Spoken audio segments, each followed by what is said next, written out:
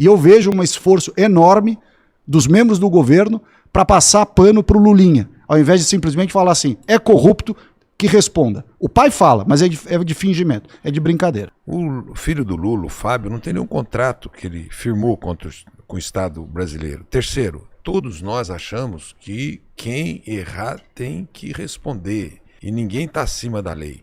Mas eu me lembro aquela reunião que você participou com o Bolsonaro, que ele falou que a PF não ia investigar o filho dele, não.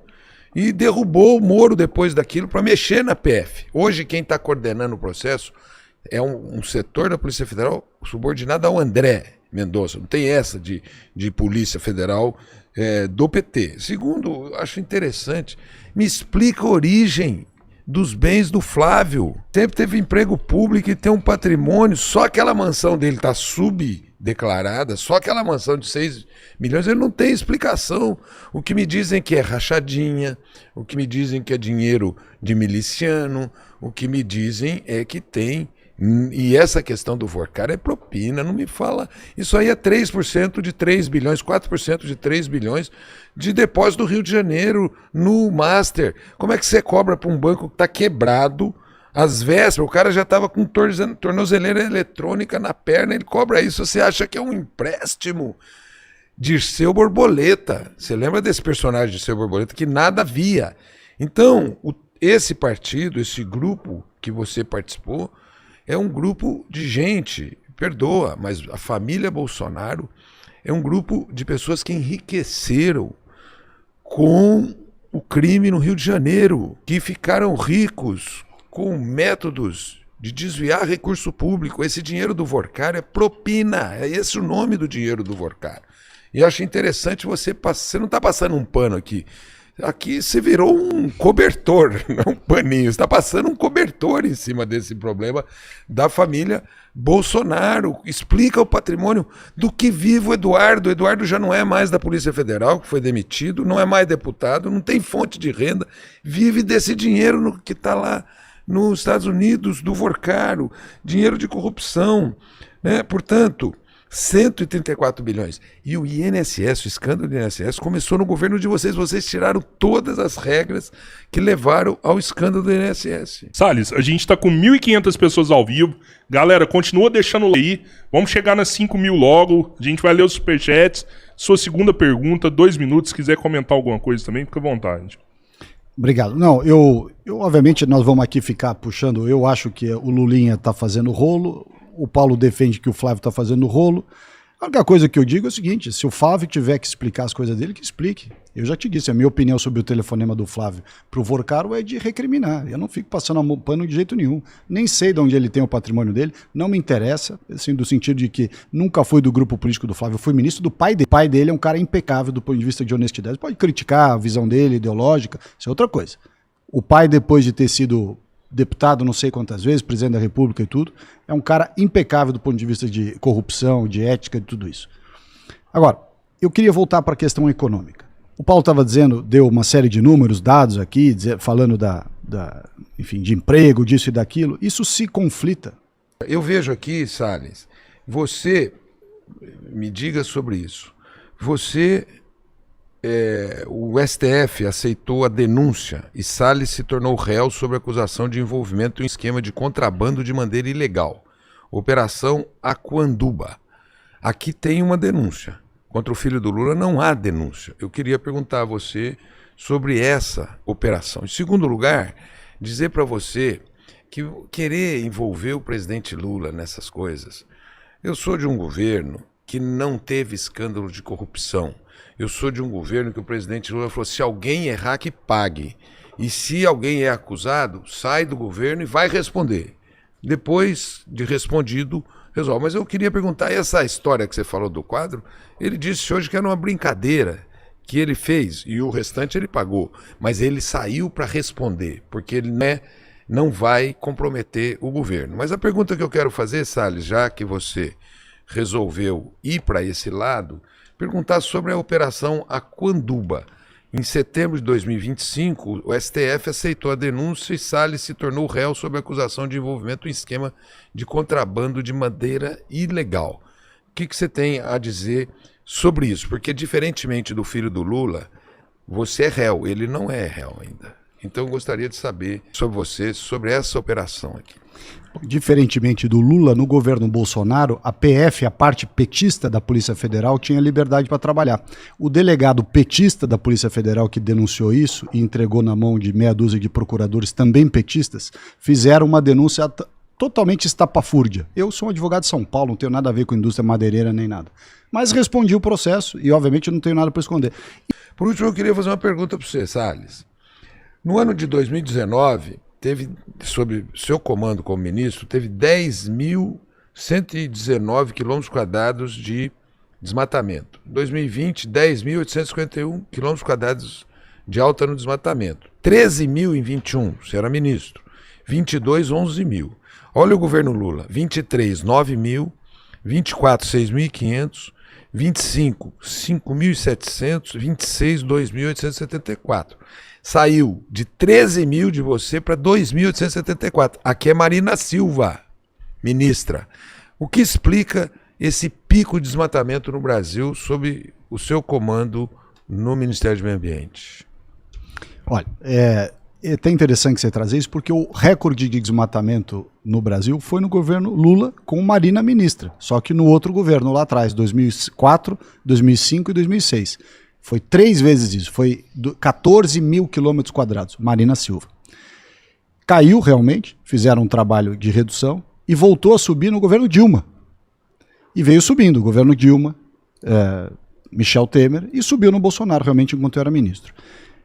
O desmatamento da Amazônia você pode resolver de 2 formas. Você pode resolver com repressão total e absoluta, acompanhado de um asfixiamento da população, que é o que a Marina está fazendo, ou seja, ela diminuiu o desmatamento, é verdade, mas está tornando a vida dos 26 milhões de brasileiros da Amazônia um inferno.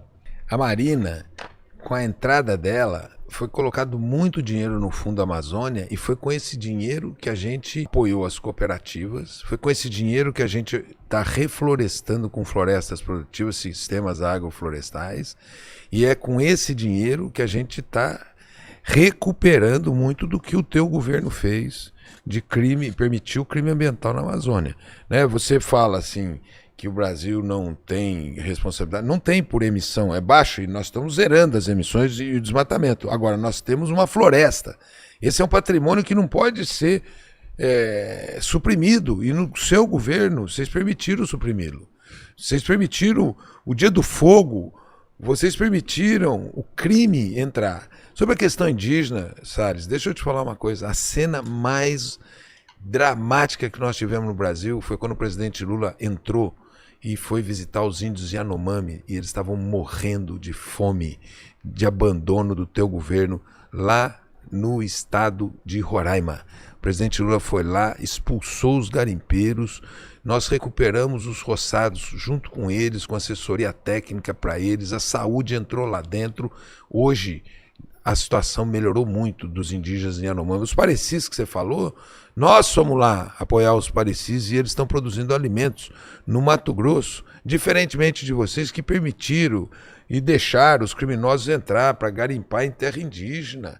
Era corte de árvore, desmatamento, fogo, gente explorando minério em terra indígena e o governo de vocês vinculado a esses segmentos criminosos. Outra coisa, esses 26 milhões que moram na Amazônia, grande parte deles mora nos grandes centros urbanos e que nós estamos fazendo lá, estimulando a industrialização, a indústria de farmacêutica, a indústria química, todo o processo de metalúrgica, eletrônica, de agroalimentar naquela região. Aquele é um patrimônio que a gente tem que saber explorar. Ricardo Salles, o que o senhor quis dizer com passar a boiada quando era ministro? E sobre a exportação ilegal de madeira na sua gestão? 3 minutos. Bom, a exportação ilegal já foi provada que era mentira, que não aconteceu, portanto que o próprio Ministério Público Federal já pediu a minha absolvição, acabou essa falsa narrativa. A segunda, passar a boiada, algo que o Brasil... obviamente, de uma maneira correta, deveria ter feito, como eu sugeri, diminuir a burocracia, reduzir impostos, diminuir entraves. O Brasil é o inferno do empreendedor. Quando eu disse naquela reunião, e repito aqui, que todos os ministérios do governo Bolsonaro, assim como os do Lula, assim como quaisquer ministérios, têm obrigação de reduzir burocracia, diminuir a quantidade de regras, facilitar a vida do empreendedor, facilitar a vida do empresário. Olha, tá explicado o que o Salles falou. Agora, enquanto o Brasil está preocupado com a pandemia, nós vamos passar a boiada. Está explicado, olha, em 2019, 10 mil quilômetros quadrados de desmatamento. Em 2020, 10.851 quilômetros quadrados de desmatamento. Em 2021, 13 mil quilômetros quadrados de desmatamento. Em 2022, 11 mil quilômetros quadrados de desmatamento. Foi a boiada que ele passou, deixou de desmatar porque ele estava respondendo ao agro que queria terra.